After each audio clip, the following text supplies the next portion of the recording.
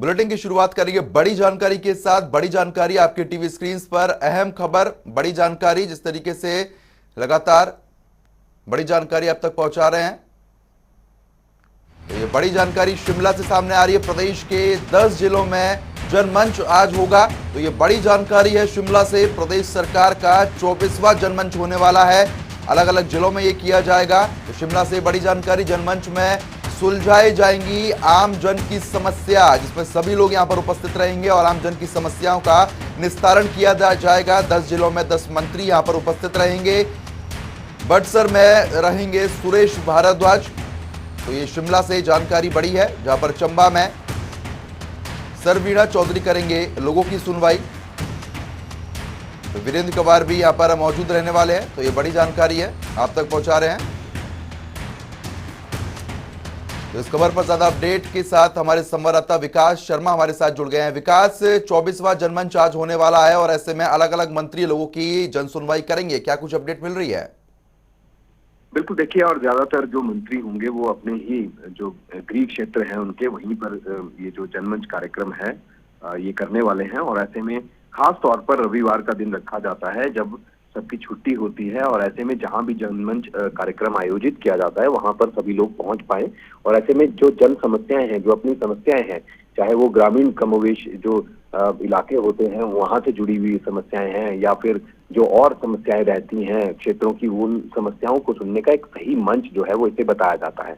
ऐसे में भाजपा सरकार इसे अपना फ्लैगशिप कार्यक्रम बता रही है, वहीं कांग्रेस जो है इसे झंडमंच तक बताती है। कांग्रेस का लगातार ये आरोप रहता है कि इस तरह के कार्यक्रमों के बीच जब जनता की समस्याएं सुनने के लिए एक कार्यक्रम का आयोजन किया जाता है, वहीं पैसे की बर्बादी इसे बताया जाता है। और इसके साथ साथ ये भी कहा जाता है कि जो अधिकारी होते हैं या ब्यूरोक्रेट्स होते हैं, ऐसे लोग जो प्रशासन के लोग होते हैं, उनकी सरेआम यहाँ पर जो है वो उनको जो है वो जलील यहाँ पर किया जाता है, उनकी बेइज्जती जो है वो यहाँ पर की जाती है। क्योंकि कई बार ऐसा देखा गया, कई ऐसे पिछले कार्यक्रम जो है वो रहे हैं, लेकिन जिसमें ये देखा गया कि लगातार जो अधिकारी होते हैं या फिर जो एसडीएम होते हैं, तहसीलदार होते हैं, तमाम इस तरह के जो लोग रहते हैं, उनकी उन अधिकारियों की जो है वो बिल्कुल खुले मंच पर जो है बेइज्जती वहां पर जो है वो देखने के लिए मिलती है। इसको लेकर ऐतराज कहीं ना कहीं कांग्रेस जो है वो लगातार करती है, लेकिन राज्य सरकार इसे एक सफल कार्यक्रम बता रही है और ये बता रही है कि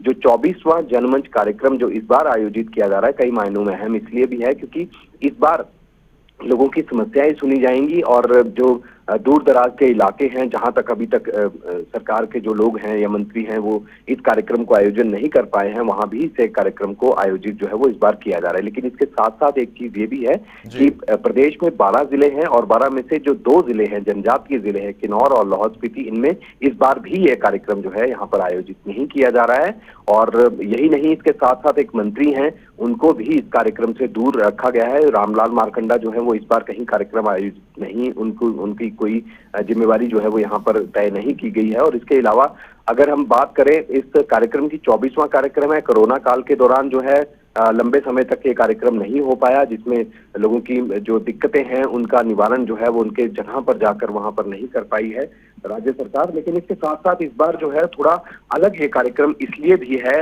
क्योंकि जो आम समस्याएं हैं, जनता की जो समस्याएं हैं, उसमें सीधे तौर पर ये कहा गया है कि आप सरकारी नौकरी की मांग जो है वो इस कार्यक्रम में नहीं कर सकते। कुछ बंदिशें जो है वो लगाई गई हैं इस कार्यक्रम में। खुले मंच पर लोग जो है वो समस्याएं कहते थे, जो ट्रांसफर के काम है वो यहाँ पर नहीं होंगे, या ऐसे कोई मामले जो कि पहले से न्यायालय में चल रहे हैं वो इस बार जो है वो लोग मांग नहीं कर पाएंगे।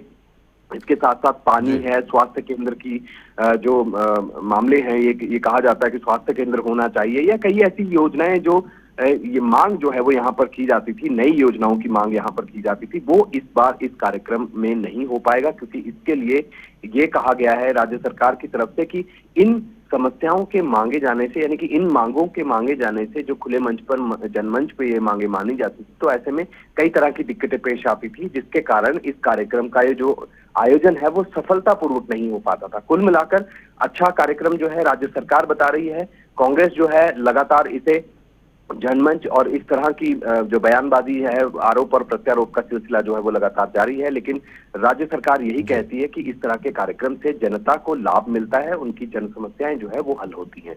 जी चलिए ठीक है विकास, बहुत बहुत शुक्रिया तमाम जानकारी देने के लिए। खबर पर नजर बनाए रखिएगा, आगे भी आपसे अपडेट हम लोग लेते रहेंगे। चलिए खबरों में आगे बढ़ेंगे। हिमाचल प्रदेश के मुख्यमंत्री जयराम ठाकुर ने शनिवार को किन्नौर जिले के दौरे पर रिकांगपिओ में स्वर्गीय ठाकुर सेन नेगी म्यूजियम का शुभारंभ किया। सीएम ने रिकांगपिओ चौक से अग्निशमन विभाग के 2 फायर वाटर टेंडर को भी हरी झंडी दिखाकर रवाना किया है। मुख्यमंत्री पुलिस ग्राउंड में क्राफ्ट मेले का शुभारंभ कर जनजातीय कलाकारों और वहां से तैयार किए गए विभिन्न उत्पादों की प्रदर्शनी का अवलोकन उनके द्वारा किया गया। इसके बाद मुख्यमंत्री जयराम ठाकुर ने 77 करोड़ की 31 विकासात्मक परियोजनाओं का लोकार्पण और शिलान्यास किया, जिसमें लगभग 14 करोड़ की विभिन्न विकासात्मक परियोजनाओं के लोकार्पण और 63 करोड़ रुपए की विकासात्मक परियोजनाओं के शिलान्यास भी शामिल हैं।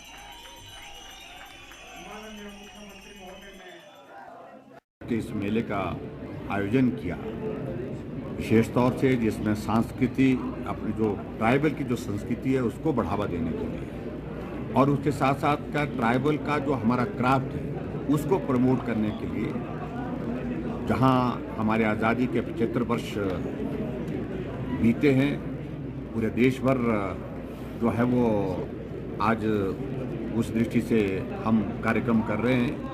और उसी तरह से हिमाचल प्रदेश के भी पूर्ण राज्यत्व के 50 वर्ष पूरे होने के बाद हम स्वर्ण जयंती का वर्ष इस रूप में मना रहे हैं, और विशेष कार्यक्रम का इसका आयोजन किया। केंद्र सरकार ने इसके लिए सहयोग किया 30 लाख रुपए का, ताकि ट्राइबल के इलाके के क्राफ्ट को, कल्चर को आगे बढ़ा सके। उस तरह से मैं समझता हूँ कि एक अच्छी पहल हुई है। तो वहीं वन मंत्री राकेश पठानिया ने विभिन्न योजनाओं के लाभार्थियों को नूरपुर के बचत भवन में 49 लाख रुपए का चेक वितरित किए। इस दौरान कैबिनेट मंत्री राकेश पठानिया ने कहा कि राज्य सरकार बालिकाओं को सशक्त बनाने के लिए लगातार काम कर रही है, ताकि समाज में उनके लिए सुरक्षित और सम्मानजनक स्थान दिया जा सके। वन मंत्री ने कहा कि बेटियों के लिए जन्म से लेकर शादी तक विभिन्न कल्याणकारी योजनाएं काम कर रही हैं। उन्होंने कहा कि बेटी है अनमोल योजना जरूरतमंद पात्र परिवारों को आर्थिक सहायता प्रदान करने में लाभकारी सिद्ध हो रही है।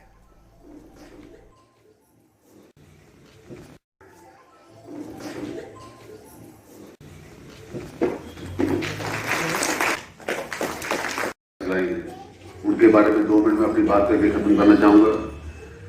ये जो आज 27 शगुन योजना हम पैसे दे रहे हैं, ये हमारी सरकार की एक फ्लैगशिप प्रोग्राम है जयराम ठाकुर जी का। 31,000 में हम किसी भी जात की कोई बच्ची हो पर गरीबी रेखा से नीचे हो, उसको हम 31,000 रुपए का ये शगुन योजना के तहत हम इसमें आपको शगन डालते हैं। मुख्यमंत्री कल्याण योजना में, बेटी है अनमोल की योजना में, इसके अलावा हमारा कामकाज बोर्ड भी है जिसकी हम रजिस्ट्रेशन आजकल चला रहे हैं।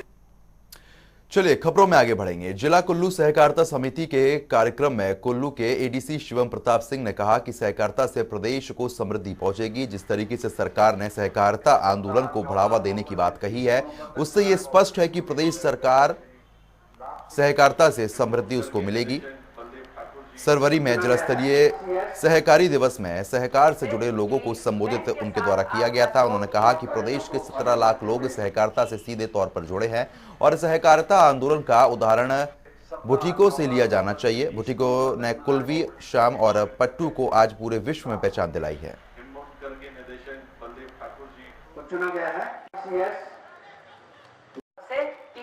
आज जो हमारा सहकारिता सप्ताह दिवस है, उसे बड़े उत्साह के साथ जिला कुल्लू में जो ये सरवरी में हमारा कोऑपरेटिव ऑफिस है इसमें मनाया गया। इसमें इसको ये एक दिवस के तौर पे ना देखते हुए ये एक सोशल मूवमेंट है एक तरीके से। जो इसका ध्येय था वो ये था कि सहकारिता से प्रॉस्पेरिटी, बेसिकली कोऑपरेटिव से प्रॉस्पेरिटी की जो हमारे लोग हैं, आम जनता है और जो सहकारिता से जुड़े हुए हैं, उन तक जो हमारी आय है वो पहुँचे। इसके लिए यदि आप कुल्लू में ही देखें तो भुट्टी को एक एग्जाम्पल है जिसको हर एक को इस नज़रिए से देखना चाहिए कि कैसे कोऑपरेटिव सक्सेसफुल हो सकता है, कैसे उसमें एक ट्रस्ट फैक्टर हो सकता है, कैसे लोग कुल्लू शॉल एक तरीके से भुट्टी को के नाम से जाना जाया जा सकता है और कैसे ये प्रदेश भर में फैलाया जा सकता है। चलिए खबरों में आगे बढ़ेंगे। एक और जानकारी सामने आ रही है। कुल्लू मनाली जाने वाले पर्यटकों के लिए अच्छी खबर है। राष्ट्रीय राजमार्ग 3 पर लगातार ट्रकों की वजह से जाम की स्थिति बनी रहती थी, लेकिन 4 लेन बनने के बाद जाम की समस्या से छुटकारा मिलने वाला है। 4 लेन निर्माण में कुल्लू मनाली की दूरी भी 30 किलोमीटर तक घट जाएगी। कीरतपुर नेरचौक 4 लेन में प्रस्तावित 5 सुरंगों का काम तेजी के साथ किया जा रहा है। भारत कंस्ट्रक्शन ने इंडिया लिमिटेड कंपनी का कहना है कि 18 महीने के अंदर सभी टनल बनकर तैयार हो जाएंगी और लोगों को जाम से निजात मिल जाएगी।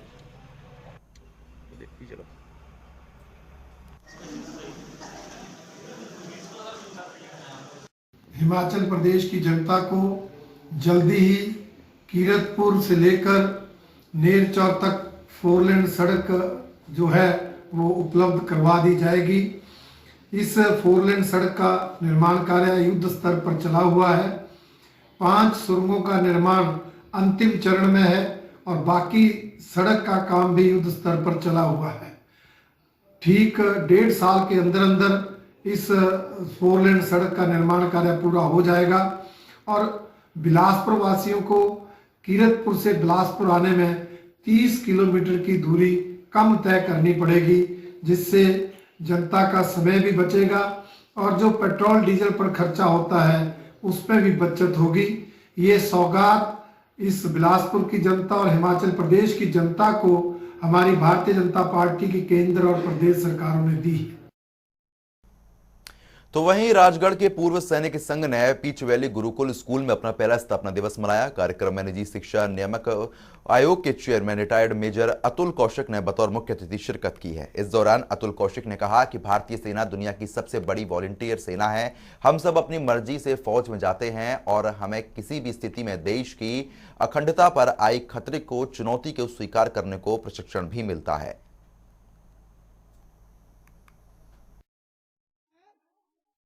हमारे वीर योद्धा किसी से कम नहीं है। जहां जहां जरूरत पड़ी है शौर्य पराक्रम दिखाया है और अगर शौर्य पराक्रम के लिए हमें अपना सर्वोच्च निछावर करना पड़ा वो भी निछावर किया है।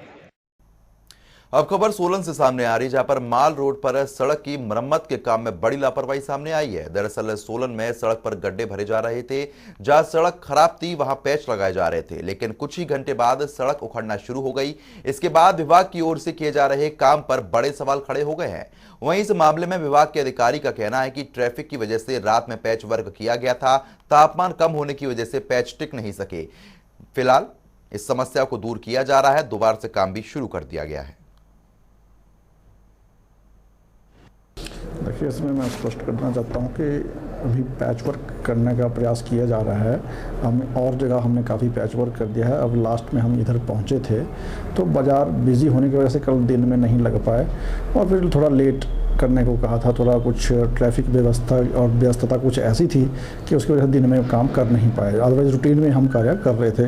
लगभग 1-1:30 बजे भी हमारी गाड़ी आई थी जनरल पैच वर्क करने के लिए सिलेक्टेड पॉइंट्स पे। तो बाद में शाम को उसको जल्दी में करना पड़ा और इसलिए थोड़ा बहुत उसमें होगा तो उसको सफाई कर देंगे, बाकी टिक जाएगा। बाकी जब ऐसा नहीं होता है तो हमारे पास एक रोड बाउंड मटेरियल भी होता है, जहाँ पॉट होल होता है उसको हम रोड बाउंड से भर देते हैं।